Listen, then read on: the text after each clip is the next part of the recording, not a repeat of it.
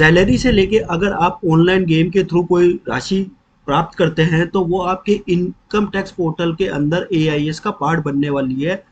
57 ऐसे इनकम या एक्सपेंस को इनकम टैक्स पोर्टल ने रिलीज कर दिया जो एआईएस के अंदर रिफ्लेक्ट होंगे। फ्रेंड्स, ये जो ट्रांजैक्शन रिफ्लेक्ट हो रहे हैं ये सीधे सीधे आपकी इनकम टैक्स रिटर्न फाइल करने की लायबिलिटीज को भी कंसीडर करते हैं। अगर मैं इसको एक एग्जांपल से समझूं तो यहाँ पर आपको एक फॉरेन ट्रेवल करके एक ट्रांजैक्शन दिख रहा है जो एआईएस का पार्ट बनने वाला है। फ्रेंड्स, अगर मैं इनकम टैक्स की मैंडेटरी 11 सिचुएशन को देखूं तो उस 11 सिचुएशन में एक सिचुएशन ये भी है कि अगर आप फॉरेन ट्रेवल पर 2 लाख रुपए से ज्यादा का खर्चा करते हैं तो उस केस के अंदर आपको जो है इस foreign income tax return file करने का मैंडेट हो जाएगा।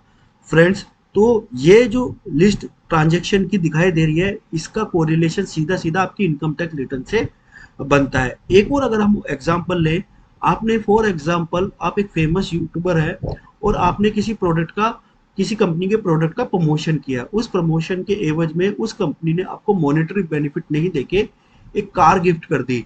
ध्यान रखिए, जब कंपनी ऐसा कार गिफ्ट कर रही है तो इनकम टैक्स में एक और नया प्रोविजन आ चुका है 194 आर, जो उस कंपनी को मैंडेट करता है कि जब आप ये कार गिफ्ट कर रहे हैं तो आप इसका टीडीएस डिडक्ट करेंगे 194 आर में। जैसे ही वो कंपनी टीडीएस डिडक्ट करेगी और जब वो अपनी टीडीएस की रिटर्न फाइल करेगी तो ये उस रेसिपिएंट के 26 एस में दिख जाएगा और उस 26 एस में दिख जाएगा तो तो डिपार्टमेंट को ये पता चल जाएगा कि आपने कोई परचेज ऑफ व्हीकल किया है और वो आपके एआईएस में रिफ्लेक्ट होने लग जाएगा।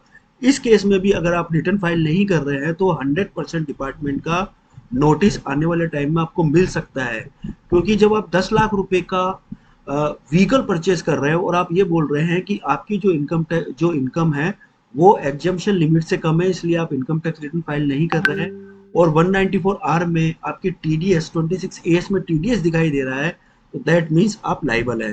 फ्रेंड्स, अगर मैं बात करूं इन 57 ट्रांजैक्शन की तो इसमें अगर इंटरेस्ट की बात करें तो इंटरेस्ट में इसमें आपको सेविंग बैंक का interest, deposit, interest from others, income tax के रिफंड में भी अगर आपको इंटरेस्ट मिला है तो वो, और गवर्नमेंट सिक्योरिटी से इंटरेस्ट मिला है तो वो, क्योंकि ये सारे इंटरेस्ट जो है हम आईटीआर फाइल करते समय बहुत बार होता है कि हम लोग दिखाते ही नहीं है।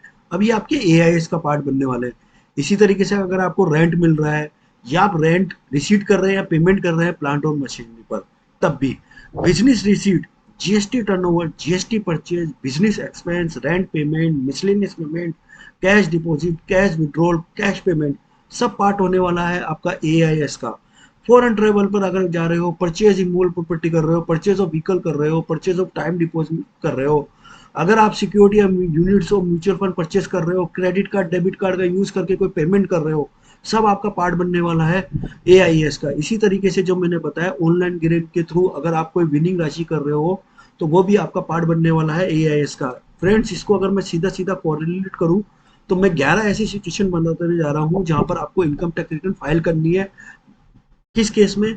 एक केस है कि जब आपका जो बेसिक एग्जम्पशन लिमिट है हमारी इनकम टैक्स की, जो कि 2.5 लाख रुपए ओल्ड टैक्स रिजीम में है और अगर आप senior citizen super senior citizen है तो 3 लाख रुपए। इस केस में आपको इनकम टैक्स रिटर्न फाइल करने की जरूरत नहीं है। न्यू टैक्स रिजीम में ये सबके लिए 3 लाख रुपए देती है, इससे बिलो है, लेकिन जैसे इससे अगर ऊपर चली जाती है, अब 7 लाख रुपए आपकी इनकम है, आपने बोला हुआ है अपनी कंपनी को कि मैं न्यू टैक्स रिजीम में जा रहा हूँ, कंपनी कोई टीडीएस डिडक्ट नहीं करेगी, लेकिन स्टिल आपको इनकम टैक्स रिटर्न फाइल करनी है, आप लाइबल हो गए हो। ये चीज ध्यान रखिए, दो अलग अलग चीजें, एक एग्जम्पशन लिमिट और एक एग्जम्पशन लिमिट को क्रॉस करने के बाद में टीडीएस आपका नहीं डिडक्ट हो रहा है। मैं तो ये बोलूंगा कि आने वाले टाइम में आपकी आईटीआर के बहुत आपको बेनिफिट देगा, तो अभी से आप अपनी आईटीआर फाइल कर दीजिए। इसी तरीके से अगर आउटसाइड इंडिया में आप कोई असेट्स रखते हैं तो आपको करना पड़ेगा, आईटीआर फाइल करनी पड़ेगी। डिपॉजिट अगर आप मोर देन 1 करोड़ कराते हैं तो बैंक अकाउंट में आपको आईटीआर फाइल करनी पड़ेगी। फ्रेंड्स, फॉरेन टूर का हमने बात कर ली। कंजम्पशन 1 लाख रुपए का अगर इलेक्ट्रिसिटी बिल आप पे कर रहे हैं 1 साल के अंदर तो आपको आईटीआर फाइल करनी पड़ेगी। ये सब चीजें ध्यान रखना है। अगर आप बिजनेस कर रहे हो और बिजनेस की टर्नओवर 60 लाख से ऊपर जा रही है तो मतलब आप वैसे जीएसटी में रजिस्टर है, जीएसटी का भी हमने देखा सब एआईएस में आ रहा है, तो आप बच नहीं सकते हो कि 60 लाख रुपए की मेरी जो है सेल हो रही है लेकिन मेरी इनकम नहीं है, इनकम 2.5 लाख से भी नीचे है तो इस केस में भी आप बच नहीं सकते हो। 60 लाख रुपए का अगर टर्नओवर है तो आपको रिटर्न फाइल करनी है। इसी तरीके से अगर आप प्रोफेशनल हैं तो 10 लाख रुपए से ऊपर जाते ही आपका जो प्रोफेशनल फीस है आपको रिटर्न फाइल करनी है। आप इसी तरीके से अगर आपका टीसीएस या टीडीएस डिडक्ट हो रहा है और वो 25,000 मोर है, मैं तो बोलता हूँ कि 100 रुपए भी हो तो उसको रिफंड तो क्लेम करो, आईटीआर फाइल करो। 25,000 मोर का क्यों वेट करते हो? सीनियर सिटीजन के केस में 50,000 रुपए हो जाता है। अगर आप कोई लॉस कर रहे हो हाउस प्रॉपर्टी से, कैपिटल गेन से, income from business and profession से, तो ये मैंडेटरी हो जाती है कंपनी ऑफ हमको कि वो रिटर्न फाइल करे, क्योंकि इसका बेनिफिट आपको फ्यूचर में मिलेगा। तो फ्रेंड्स मैं तो यही बोलूंगा कि जो ये 57 ट्रांजेक्शन है इसके ऊपर आप इन ट्रांजेक्शन के माध्यम से इनकम टैक्स डिपार्टमेंट की आपके ऊपर पैनी नजर है। तो इसलिए मेरा मानना है कि इनकम टैक्स रिटर्न फाइल जरूर करना चाहिए। अदरवाइज हो सकता है कि फ्यूचर में आपको उसके इससे रिलेटेड कोई नोटिस मिल जाए। वीडियो अगर अच्छा लगा हो तो लाइक शेयर सब्सक्राइब करें। टिल देन जय हिंद, जय भारत, धन्यवाद।